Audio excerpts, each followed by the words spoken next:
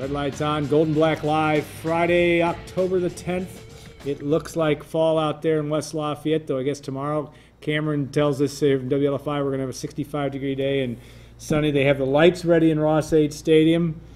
And I will start with football with you, Brian, and then obviously talk some hoops.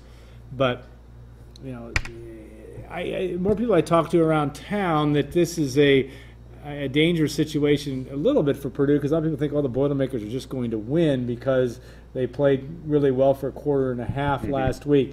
We've talked about this game a long time ago, Minnesota being a game that Purdue can win, but this is it's still not a foregone conclusion when you've won 5 games in 3 years. Yeah, I'm pretty sure nothing's a foregone conclusion when you've reached the depth Purdue's reached here the last couple of years. But at the same time, you look at this game, you look at Minnesota, and I know we've said this before.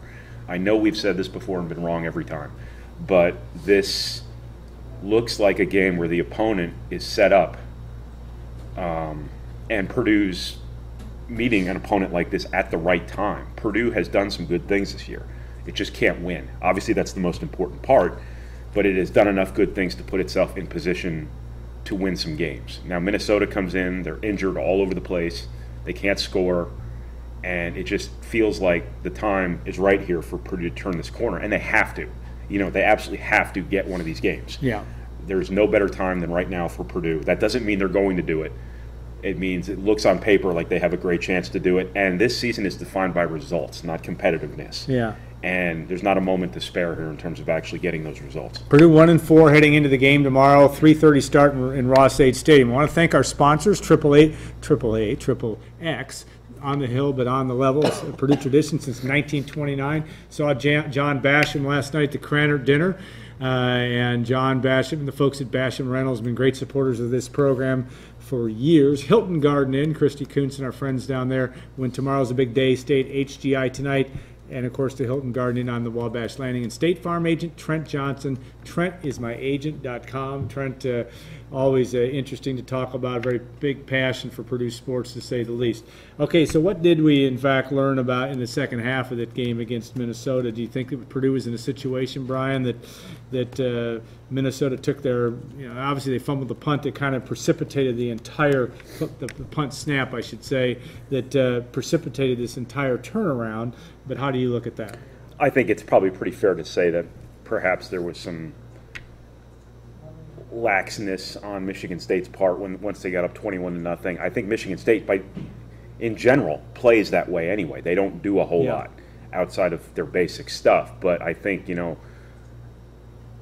if Michigan State doesn't drop the punt snap, that game might end 28-0 or 31-0 for all we know. But Michigan State made a mistake that opened the door for Purdue a little bit. Yet you have to give Purdue some credit for pushing that door open and running through it and making a game of it at the end. But at the same time, you have to understand, too, that game conditions, Michigan State's up 21-0, perhaps the first half in a game like that doesn't go the way the second half went. But you do have to give Purdue a lot of credit for scratching and clawing their way back in to make a game of it, have the ball in their hands at the end with a chance to win. Well, and obviously some guys, some impressive performances, none more so than Markel Jones. And you've been watching Purdue football for a couple of decades, and you've seen some running backs in that time. Who does he remind you of? Oh, man. Jason Taylor, a little bit. Interesting, yeah. Just because of the way he runs, he gets where he needs to go quickly. He's pretty decisive as a runner. He absorbs contact pretty well. He's got a little bit of – it's a different kind of elusiveness to him, but he's got some elusiveness to him. I don't think they're similar body types by any means, but in terms of their style, I think he's a little bit like Jason Taylor. But he's got a chance to be a really good player at Purdue, man. I saw him play in high school a couple of times. Right. Obviously, his accomplishments at the high school level are well documented. I don't think anybody saw him having this sort of season right away. The reason a lot of people didn't recruit him more than they did was questions about how fast he is. Michigan State, Virginia Tech, Marshall. Those are not programs that recruit slouches on defense, guys who can't run, and none of them could run him down from behind. Yeah. As a true freshman in the Big Ten, so I think he's got a very promising future at Purdue. Yeah, I almost forgot about that. And a very good present. Yeah, and he's a good kid. The interesting thing I'd forgotten about his 36-yard touchdown run, obviously in that season opener, was impressive as well as how quick he got it done. Also, I was impressed as much with him and the fact that he had 75 yards rushing in the first half. I know Michigan State's rush defense may not be quite as good as it's been, but it's still like what has led the Big Ten in rush defense for 4 consecutive years. So you did, even when the game was not going in Purdue's way, he had some yardage early on, and that was impressive as well. Yeah, even if Michigan State's not the suffocating run defense they've always been, they're still Michigan State. They still play a certain way with a certain type of player, and they don't recruit slow, bad defensive football players to play football there. They are aggressive. Anytime you get 157 yards on Michigan State, it doesn't matter where they are in that particular year. That's an accomplishment. Yeah. Anytime you get 157 yards in a Big Ten game, anytime you get 157 yards in a college football game in general, as a freshman, that's a pretty damn good day. One of 9 freshmen in the history of the Purdue program to have over 100 yards of true freshmen, I should say. I think we did the research, 14 all told when you add in Brandon Jones and Montrell Lowe, who both had 2 100-yard games as redshirt freshmen. I think it was Lowe in 99 and Brandon Jones in 2002. Minnesota, Jerry Kill, though, they are good enough defensively to keep Purdue from maybe doing what it wants to do. I know they have some injuries and those kinds of things, but how do you see that from that standpoint? This is a team that generally is considered very well coached, but as you said, dealing with some injury issues. Yeah, well, I mean, as of right now, they're just a bad offensive football team. They just cannot get a whole lot going. I think they're only averaging 15.5 points a game or something like that. That's far and away last in the Big Ten, and I think only Hawaii in all of FBS is scoring fewer points than they are, which is amazing considering where Hawaii was a few years ago. Colt Brennan, I still put about 100 on Purdue. It just seems like at Minnesota, one of those years where I think they lost some really important guys. I don't know, perhaps they had some issues in recruiting or whatever. They haven't had offensive playmakers step in to replace the David Cobbs, whoever else from these last couple of pretty solid Minnesota teams. You factor in the injuries on the offensive line, a lot of stuff goes into making your quarterback look bad, but your older quarterback, Mitch Leidner, has not looked very good. He's not had a lot of help from a lot of his skill position guys. He's had a banged-up offensive line. The running game has 2 very young, promising running backs, but it's really hard when you can't get the passing game going and your offensive line is down 2 starters to really get a whole lot done offensively, and that's what you're looking at here with the offense Minnesota's bringing to Purdue tomorrow. It's just somebody who's really struggling. Well, we're on ESPN here, which is good. Obviously, we'll turn the switch to basketball. And obviously, if you have questions in the chat room, make sure you send them to us. The opportunity, obviously, Purdue now in its, I guess since we launched or were there for the launch of the official start of practice this past Friday, now Purdue into its 2nd week. The most I was at an event Wednesday night in Indianapolis when about 300 Purdue fans were hearing Matt Painter talk. The number one question seems to be about redshirting, whether it be Smotherman or Klein. But what have been your early impressions just of watching the early bits of practice? That's the number one question, huh? Yeah. Redshirting. Yeah, isn't it amazing? Well, I still think Smotherman. I think that that guy that they call Biggie, that Ray Davis will only call Caleb, is still a guy that people are very excited about. But there seems to be a lot of talk about the redshirt thing. Yeah, and for good reason. I mean, Purdue's depth right now, and I always say at the start of seasons there's a huge difference between just numbers and actual depth. Yeah. Because every team in the country before a season is going to say we have all these great players, but before games are played and those great players have a chance to show that they can actually play, it doesn't really mean a whole lot. But on paper, Purdue's got a chance to have the deepest team Matt Painter's had. You got 2 starters at 2 guard, you got 3 big guys who 90% of the teams in college basketball can't stack up with physically or shouldn't be able to stack up with physically. You've got just all sorts of versatility. You've got 8, 9 guys, I think, that have done enough or project to be able to do enough where you can count on them right away. You're very conceivably going to have the luxury to pull out a Ryan Klein, to maybe pull out a Basil Smotherman, redshirt those guys, and try to build a brighter future down the line for those guys as individuals. Whether that happens or not, that's a long way off. Painter's not going to say. No. They're going to play in the exhibition games too. Right. Clearly. There's no way he is going to say, this early, we're looking at this, we're going to do this, because he doesn't want to tell somebody like a Ryan Klein that, hey, we're probably going to redshirt you, and then give him reason to not, bust his you-know-what in practice during the preseason. So the whole redshirting thing is something we talk about, but Purdue's not going to talk about. Yeah, and Matt did not on Wednesday night at the Alumni Association event in Indianapolis. Certainly did not tip his hand, and he's never going to do that anyway. I did think he had some interesting observations. Somebody had asked him about A.J. Hammons and whether he would be a lottery pick if he had a great season. And Matt was very, and I think he's probably told you this, very emphatic about the notion that he won't be a lottery pick. Doesn't mean he can't be a first-round pick, but just because of age, just because of where he might be in his contract cycle, I found that very, very interesting. But A.J. Hammons is a different guy, though, still in terms of what you see from a body type standpoint. That we started to see that last year, obviously. Yeah. But he may be a different guy just in a lot of different factors with this team. Right. He won't be a lottery pick, even if he has a great year, Yeah. probably just because he's going to be a 23-year-old Yeah. man, basically. But there's no reason he can't become a solid first-round draft pick with a great year, because he's got all the tools to be a very, very functional professional.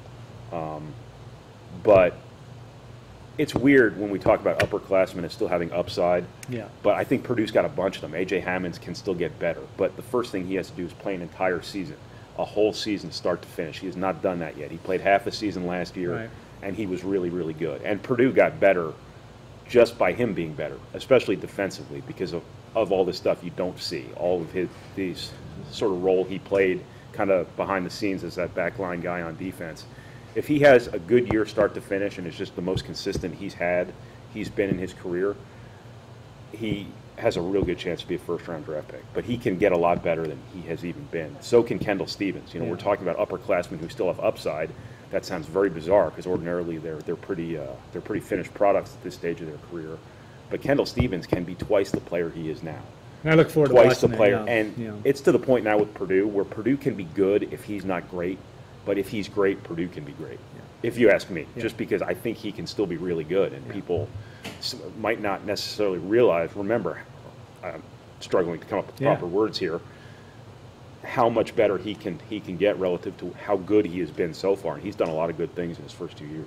Now, the second segment of Golden Black Live, we have our two guests that are in the green room, which means they're on chairs sitting to the side. And I'm actually waving to Kathy as she comes in. That's the beauty of the internet. But we'll be talking about leadership, and we'll be talking about ethics and all kinds of things, and maybe a little comedy with Dr. Will. But one of the things I've noticed about Ray Davis, and had a chance, we've had him on our show last week, I saw him Wednesday, there's something about him that, from a leadership standpoint, and he's obviously a very good basketball player as well, but this is a team that may have some really interesting parts to it that will develop into a program that's a team that will be very well led.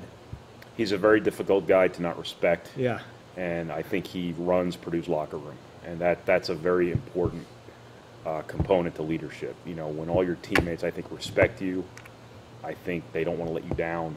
And I think that's a dynamic Purdue is going to have this season with Raphael Davis. I think it's easy for me to say stuff from the outside because I don't see what's going on behind all the closed doors. But I have a very hard time thinking what I think isn't true. But I think he's probably one of the better leaders Matt Painter's had at Purdue, and that says a lot because he's had a lot of really good ones. Yeah, he actually did compare him to in the differences between Rob Hummel and some of the others and Lewis Jackson. But Matt said on Wednesday about the whole notion that Lewis Jackson and Ray Davis and some others were more of that lunch pail type leaders, of guys that were maybe a little bit behind the scenes, and he's developed. He always had an attitude as a player, but I think too having been a captain really in his third season, because he was kind of the secret captain a couple of years ago, has made a big difference for him. Yeah, I think he got promoted to captain in season. Yeah, right, as I recall. Which wasn't a good thing for the team because it got taken away from somebody else. But, when you look back to his freshman year, there was a guard playing power forward just because Matt Painter felt like he had to put this guy on the floor because he was out working and just doing all the right things more than other people were. So it started basically from his first day on campus and has only kind of grown since then. Defensively, and obviously Matt Painter's teams have historically been, when they're good, they play defense at a very, very high level. What do you look at this team in terms of what it has to do? You seem like you have a lot of different parts, a lot of focus on shooting, obviously, when you have a Dakota Mathias, you have a Kendall Stevens, and you have a Ryan Klein. But How good can this team be defensively, do you think? Well, you have arguably the two best defensive players in the Big Ten coming back. When you look at, well, I'm saying that in the context of when you look at the vote last year for Big Ten Defensive Player of the Year, Rafael Davis won it, and I have to assume A.J. Hammonds was the runner-up. Both of those guys are back. You have so much size around the rim, not that that necessarily translates to good perimeter defense, but I think Purdue was better on the perimeter than it expected from a few guys. Kendall Stevens and Dakota Mathias weren't quite the turnstiles maybe they were expected to be. Yeah. I think Purdue has some very good defensive options at point guard. I think P.J. Thompson and Johnny Hill can be good defensive presences at point guard as much as they can be solid on offense. I think that's even more important for what Purdue needs to do this year. Obviously, Rafael Davis will be assigned to the other team's top perimeter scorer and was the best in the Big Ten last year at that. Something that will be interesting is Caleb Swanigan playing at the 4, Vince Edwards playing at the 3. We haven't talked about him yet. Things change a little bit for them in terms of their matchups defensively, but I don't think it'll be anything extraordinary. So I would expect Purdue to be a pretty good defensive team again. The only thing they lose is John Octius at the point, which was a big loss defensively. No question. But I think the two guys they have at point guard now can get by well enough to where that's not going to be an absolute critical. What have you irrecoverable loss impressions of Hill so far? I mean, he's a guy, he has to wear the Octius shoes all the time because of his situation walking in. I know he's a different type of player, but what do you think about him so far? The first thing that jumps out is they're entirely different people. Absolutely. John Octius was like a ninja. He came in, he didn't say anything last year. You didn't even know he was there. Johnny Hill does not stop talking. Literally never stops talking, which it's just unbelievably striking how comfortable this guy is from his very first day with this brand new team. And as he described it, he's transferred so much, he's gotten comfortable being in uncomfortable situations. So it's sort of natural for him to be so overt, I guess. But he gives Purdue great length at point guard, which is a defensive element they have not had lately, although with Octius, I suppose Octius wasn't, small. Yeah. But I think he's a guy who can help them get to the basket a little bit, provided he picks the right situation, because he's not a guy Purdue's going to need to score or look for a shot particularly much. But it's important for Purdue, when you look at its offensive mix, to have somebody every now and then who can get to the basket, because you got interior guys, you got perimeter shooters. You have to have that kind of intermediary scoring to break down defenses. I think he can do that a little bit. Again, he's not going to be a featured scorer. But I think, when you just look at point guard in general, you just need those guys to make good decisions, defend, and make an open shot every now and then. And that's pretty much all you need, because the supporting cast that should be around those guys should be good enough to kind of carry the bulk of the responsibilities. Now, obviously, P.J. Thompson, even though he has some deficiencies, he did have an ability to make some big shots. Made big shots even in the Wisconsin game, in the first half of the Big Ten tournament that didn't turn out well for Purdue in the second half. But he is a guy that has had that ability to do that. And you look at him and you hope that you can get quality minutes out of him, because he's going to be in the mix and going to have to produce. I think the most important thing for P.J. Thompson is he calmed down a little bit. I think, when you're a freshman, you come into such a high-pressure position on an older team, it's easy to be afraid to make mistakes. And I think sometimes maybe there was a little bit of paralysis by analysis. He talked about how maybe sometimes he wasn't ready to shoot because he wasn't maybe in the flow of the game as much, because he was so nervous isn't the right word. Yeah. But young. Yeah. He was so young. Yeah. Now I think you'll see him shoot a little bit better, because I just think he's more comfortable. I think you'll see him make better decisions, because I think things will have slowed down a little bit for him, and I think you'll just see a much more comfortable player. He's really improved his body, too, through the course of the offseason. He's really become quicker, more athletic. I don't know how much that changes for him right away, but I think it certainly helps, especially defensively. Yeah. And that will be a lot of the storylines we'll be watching here in the next day in, day out, it seems. We'll be doing a basketball preview here in 2 weeks as well.